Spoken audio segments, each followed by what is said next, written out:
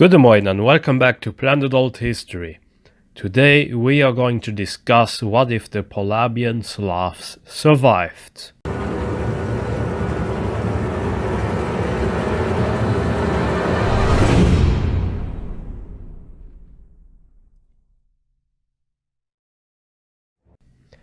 The Slavic people migrated far and wide.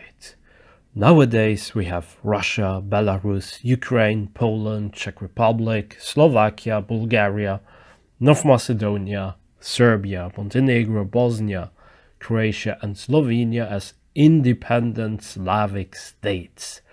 And let's also not forget countless Slavic people without their own states, such as the Sorbs, the Rusins, the Kashubians and many more.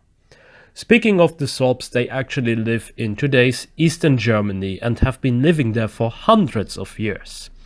They are not Polish, they are not Czech, and they have their own distinctive culture, language, customs, even their own flag. They are the remnants of the Polabian Slavs. The Polabian Slavs went until the Elbe river and were sometimes even called the Elbe Slavs. Now, we can't really know which tribes really existed and which differences existed between those tribes, but let's just continue with the term of Polabian Slavs. Polabia means next to the Elbe in a Slavic language. There can also be other meanings, such as another word for the field. Pole in Polish means field, and it does not mean next to the Elbe. However, next to the Elbe is the most accepted term, so we will go with that. The Polabian Slavs were allies to Charlemagne or Charles the Great in his campaign against the Saxons. But once the Ottonians, the dynasty, became emperor, they started to attack the Polabian Slavs and they got slowly but surely Germanized. Only a small number of Sorbs survive, and they are almost completely assimilated nowadays into the German mainstream culture. But what if all of that changed? What if the Polabian Slavs survived? The point of divergence I propose is that although it will be difficult to pull off, the Polabian Slavs, they would convert much earlier to Christianity. Not only would Charlemagne give some local elites more power, but it would give the elite of the Polabian Slavs other benefits, money, power and control over their territories and people. This will leave us with a few options. The Ottonians will not attack the Polabian Slavs because they are Christians. They will attack them despite them being Christians, or they will attack them but in order to integrate them in the empire, kinda like what happened to Bohemia, and that's what would probably happen. We could get this justification that Poland may try to use the Polabian Slavs to their advantage, and hence why the Ottonians would then try to fortify their borders. With the church already being active in the eastern parts of the empire, a Germanization would not happen, because missionaries, priests, monks and local elites, they would all be from Slavic descent, and next to Latin, a Slavic language would be spoken.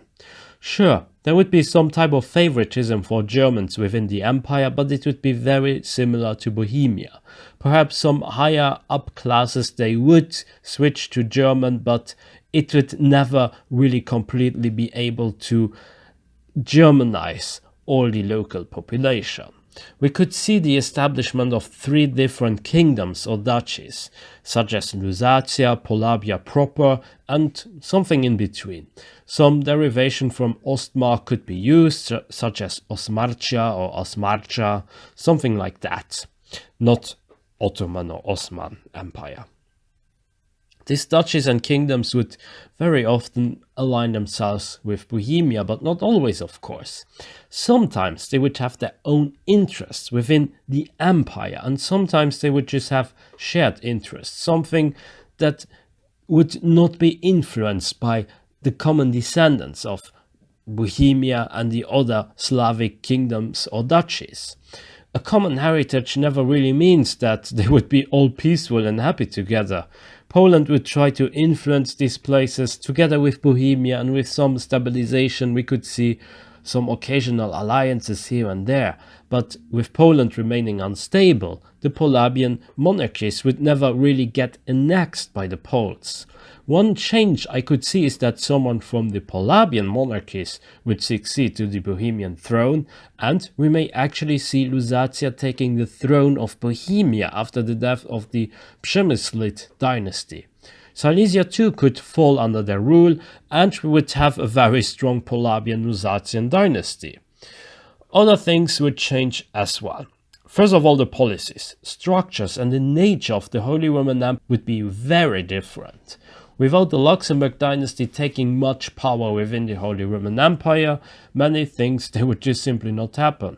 Moreover, it is likely that also the Habsburg of Wittelsbach could not be changed or butterflied away. However, let's not assume that the Polabian Lusatian dynasty would remain the strongest and spread everywhere and unite all the Holy Roman Empire into a Slavic empire, because this would just be impossible. I think we could at some point see some interest from them in Poland and Eastern Europe.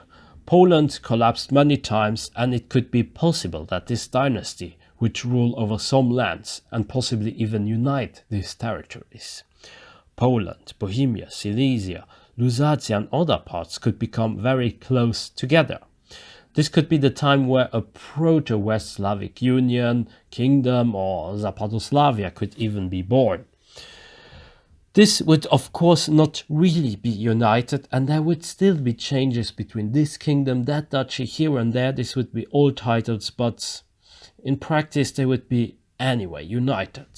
Northern Italy and the Netherlands, they would still fall away from the sphere of influence of the Holy Roman Empire, and the French would still have their interest in the Holy Roman Empire, which would make the emperor constantly focus on all the threats from the outside. Once Poland and Hungary would be dealt with through dynastic unions or conquests or victorious wars, France would be fought as well many times over and over again. One thing I can imagine is that the Holy Roman Empire would vote for an emperor here and there who doesn't have ties to the Polabian Lusatian dynasty, and we could even have a weaker empire because the strongest part of the empire would not rule over it. Corruption would be very rampant and the local lords would gain power. Decentralization would be very strong in this timeline, while the West Slavic lands, they would get united in a similar fashion as Cisleitania within the Austrian-Hungarian Empire. Prussia too won't exist, and thus we will have again many more butterflies. We could see three different distinctive Baltic cultures: Lithuanians, Latvians and the Old Prussians.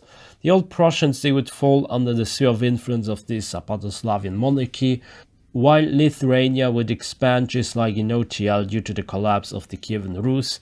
But in there we could also again see a lot of clashes between them and this Zapadoslavian monarchy, especially when it comes to the Old Prussian territory and Poland as well.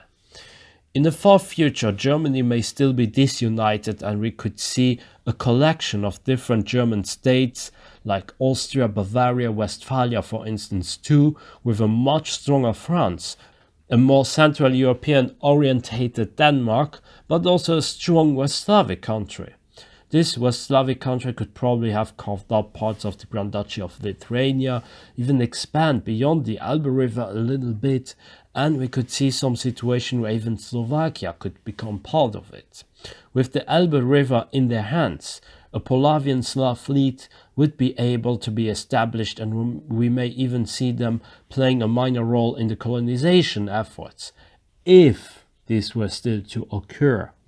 With the Polabian Slavs still surviving, their main goal would be to keep certain territories such as Eastern Germany, Czechia and Western Poland. These territories, they would be vital for their survival.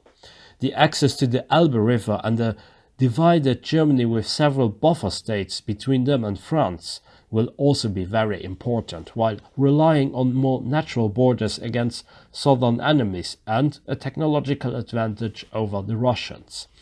The Scandinavians would at the end not pose a big threat because the population in the north would be too low at a certain point to keep up with this huge West Slavic state. And that's where we leave it for now. That's it for today. I hope you enjoyed my video. Be sure to like and subscribe, leave a comment, support me also on Patreon, and join my forum, forum.planetalthistory.ga. Until next time on Planet Alt History.